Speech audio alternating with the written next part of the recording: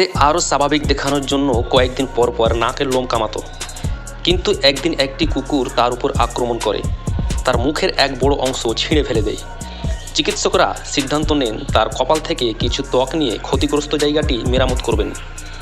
ফলাফল হলো সেই নতুন ত্বকের সঙ্গে মাথার ত্বকের কিছু অংশ স্থানান্তরিত হয়। সময় গড়াতে গড়াতে সেখানে থাকা চুলের ফলিকলগুলো বৃদ্ধি পেতে শুরু করে, আর তার নাকে ঘন লোম গজিয়ে যায়। সবচেয়ে অবাক করার বিষয় হলো শেষ পর্যন্ত সে এই পরিবর্তনটা ভালোবাসতে শুরু করে। কিন্তু একদিন হাঁচি দেওয়ার সময় হঠাৎ সে অনুভব করে তার মেরুদণ্ডের একটি ডিস্ক ভেঙে গেছে। ফলে একটি স্নায়ু চেপে যায় এবং সে মুহূর্তেই চলাচল ক্ষমতা হারায়। 3 বার অস্ত্রোপচার করার পরও পরবর্তী 2 বছর ধরে সে তীব্র যন্ত্রণায় ভুগতে থাকে। এমনকি সবচেয়ে শক্তিশালী ব্যথানাশক ওষুধও কেবল বিভ্রম এনে দিত, তাকে প্রায় অচল করে দিয়েছিল। অবশেষে একদিন চিকিৎসকরা তার মেরুদণ্ডের চারপাশে একটি প্লাস্টিকের খাঁচা প্রতিস্থাপন করেন, যা স্নায়ুর চাপ কমিয়ে দেয়। অবিশ্বাস্য 1 সপ্তাহের মধ্যে সে আবার দাঁড়াতে ও হাঁটতে সক্ষম হয়। তবে এরপর থেকে সে আর কখনো হালকা হাঁচিকেও অবহেলা করে না।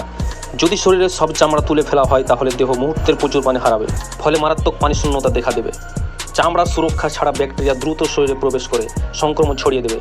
একই সঙ্গে শরীরের তাপমাত্রা হঠাৎ নেমে যাবে, রক্তনালী থেকে তরল বের হতে শুরু করবে, রক্তচাপ দ্রুত কমে যাবে, অঙ্গ প্রত্যঙ্গ কাজ করা বন্ধ করে দেবে, আর কয়েক ঘন্টার মধ্যে মৃত্যু অসম্ভাবী হবে। ভালো লাগলে ভিডিওটি লাইক সাবস্ক্রাইব করতে ভুলবেন না।